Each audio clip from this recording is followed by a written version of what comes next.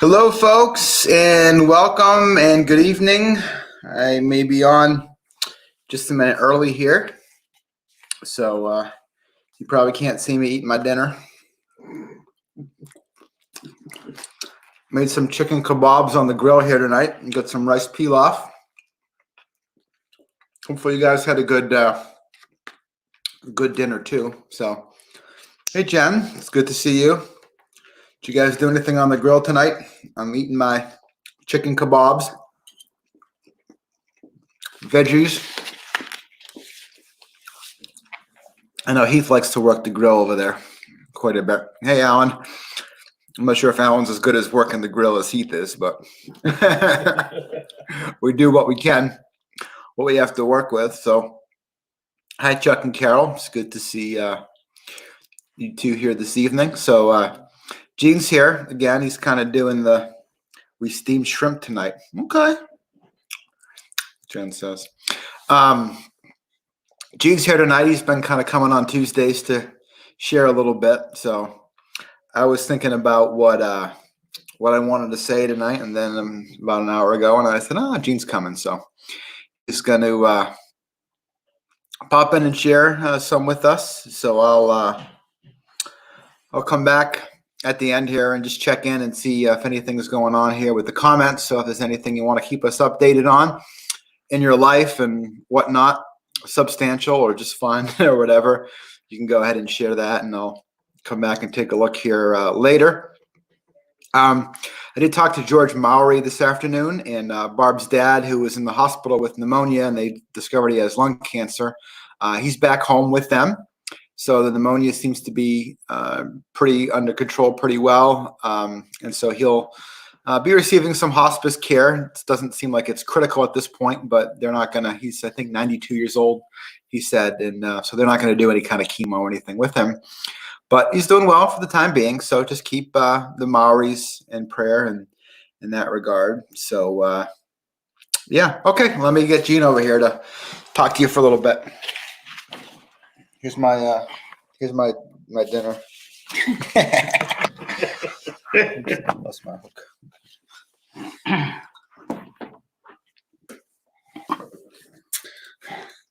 I'll let you know I was invited to join them for dinner tonight, but I just ate right before I came over. So, but I did appreciate the invitation.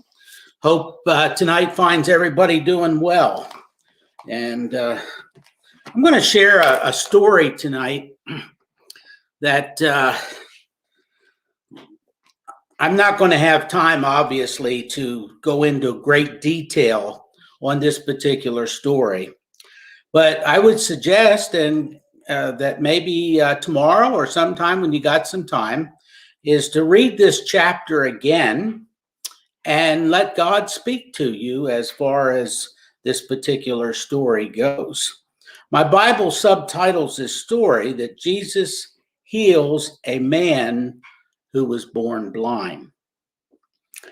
Let me begin with verse 1. And he went along, he saw a man blind from birth. His disciples asked him, Rabbi, who sinned, this man or his parents, that he was born blind? That's kind of a unique question. We probably wouldn't have even thought about something like that. But in Jesus's day and his culture, when a person was born with some kind of handicap, particularly from birth, that was a sign that God was dealing harshly with them. And sometimes it may have even been the sins of the parents. And Jesus takes this opportunity here for a teaching moment. You know, when you can use an excuse that somebody's in the condition they are because of certain circumstances, it doesn't necessarily give you any motivation to do anything about it. So the question that came from his disciples was, who sinned, this man or his parents, that he was born blind? Notice Jesus' answer. Neither this man nor his parents sinned, said Jesus. But this happened so that the works of God might be displayed in him. As long as it is day, we must do the work of him who sent me. Night is coming when no one can work. While I am in the world, I am the light of the world. Here was a man in physical darkness. After saying this, and this story is somewhat amusing, there's things that you almost have to kind of grin at when you read this story, of the way that Jesus performed this miracle. After saying this, he spit on the ground, he made some mud with the saliva, and he put it in the man's eyes. Go, he told him, wash in the pool of Siloam, which means sent. So the man went and washed and came home seeing. I'm kind of curious of what this man was thinking at this point in time. Obviously, he couldn't see the concoction that Jesus made and how he made it. And we notice that there's other stories in the Bible that Jesus healed blind people, and he didn't do it this way, which kind of reminds us that Jesus can heal at any time, any way that he wants to. And he can use different avenues for healing even the same diseases.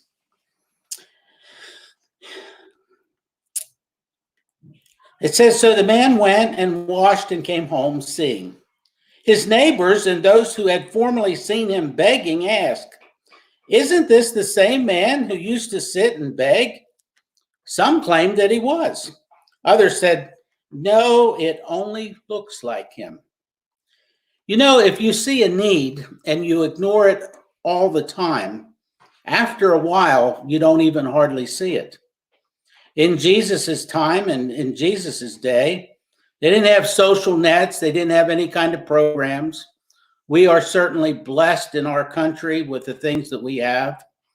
Us as a family are certainly blessed, having little Eli and the resources that are available to help in his particular circumstance. But in Jesus's day, if you were born with a handicap or you had something like this, all you could do is just sit and beg. And after a while, people just kind of walk by day after day. And then even after a while, you don't even see the person. We need to be careful in our own lives that we don't ignore needs continually to the point where we don't even see them. Others made mention of the fact and said, no, it only just looks like him. But he himself insisted, I am the man. How then were your eyes opened, they asked. He replied, the man they called Jesus made some mud and put it on my eyes. And he told me to go to Siloam and wash. And so I went and washed, and then I could see. Where is this man? They asked him. He said, I don't know. I have no clue where he's at this point in time. He just told me to go wash my eyes. When I did this, I could see, and I don't know where he went. The rest of the story becomes rather interesting in the fact that the Pharisees decide they're going to investigate this miracle that took place. And it says they brought to the Pharisees the man who had been blind. And now the day on which Jesus had made the mud and opened the man's eyes was the Sabbath. Therefore, the Pharisees asked him how he had received his sight. The man repeats his story for the second time. He says, he put mud in my eyes, the man replied, and I washed, and now I see. Some of the Pharisees said, this man's not from God, for he don't keep the Sabbath. Notice there was no concern there for a blind man who had just been healed. The idea was that Jesus was a lawbreaker. And that was more important. There was a crime committed here as far as they were concerned. And it tells us in verse 17, and they turned again to the blind man, "What do you have to say about him? It was your eyes he opened." The man, really not knowing what to say, he's just replied, "He's a prophet." They still did not believe that he had been blind and received his sight until they sent for the man's parents. Now, I'm not going to go into all the scriptures there, and you might want to pick that up there, but they kind of interrogate the parents to determine if the man was actually blind from birth and if this was really their son. And so they kind of interrogated them, and the parents, because fear of being kicked out of the synagogue, said to them, "Why don't you ask him? He's old enough to be able to tell you what happened." So again, the Pharisees bring the man before them, and they said to him, they said in verse 26, and then they asked him, "What did he do to you? How did he open your eyes?" Now, this is the third time this question was asked. He answered, "I've told you already, and you didn't listen. Why do you want to hear it again? Do you want to become his disciples too?" At this, it tells us that they hurled insults at him, and they accused him of being this fellow's disciples, and they defended themselves, and they said, "We're disciples of Moses, and we don't even know who this fellow is." And then the man makes a remarkable statement. He says, "Now that's remarkable. You don't know where he comes from, and yet he opened my eyes." This has never happened. A man that was born blind having their eyes opened. And he says, if this man were not from God, he couldn't do anything. To this they replied, "You were steeped in sin at birth. How dare you lecture us?" And they threw him out. A couple things there just for sharing here tonight. We have two kinds of blindness as told in this story. Actually, there was some blindness there on the disciples' part, and Jesus needed to enlighten them that sin was not the reason why this man was born with this particular condition. And so they needed a little bit of an education. Because again, if you think that all things that come from all kinds of sicknesses and birth defects and those kind of things are God's punishment, then you have no real reason to get involved in it. So there was some blindness there that was quite evident with the disciples. There was the personal blindness of the man who was born blind, a man who had never been able to see, even from birth. But maybe the saddest part of this story is the spiritual blindness of the Pharisees. They had the proof right there in front of them. And because of their preconceived ideas and notions, and their preconceived ideas of who Jesus was and why he was there, they could not accept the truth of this miracle. Went through intensive interrogation, and finally they just basically dismiss him from their presence.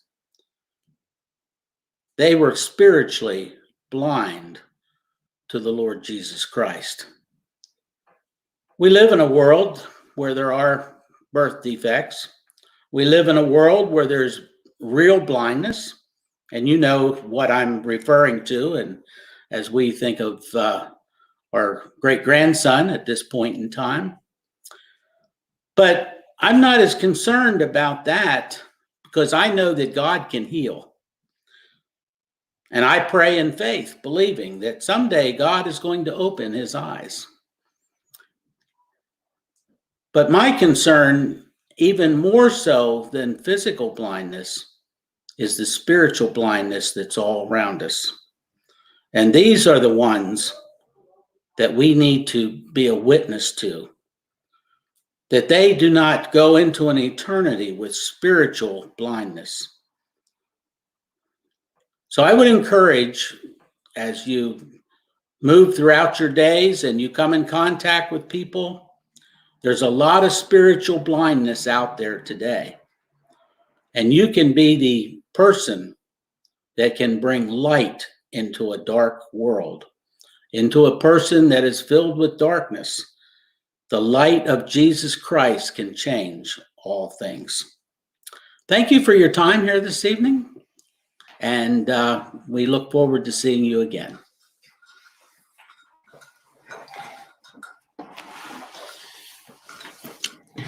All right, folks, there you have it. You talked long enough for me to finish my dinner. So anything else going on here? Leon, don't burn the burgers. Pasta Tuesday. Guys, I got a book I'm going to open up. It's called A Meal with Jesus. It's going to be good. I'm going to talk to you about Jesus and food from that book sometime too. So, okay. Yeah. So, all right. Hey, everybody. Thanks for joining in. We'll see you again tomorrow night. Same time, same place. See you soon. Bye.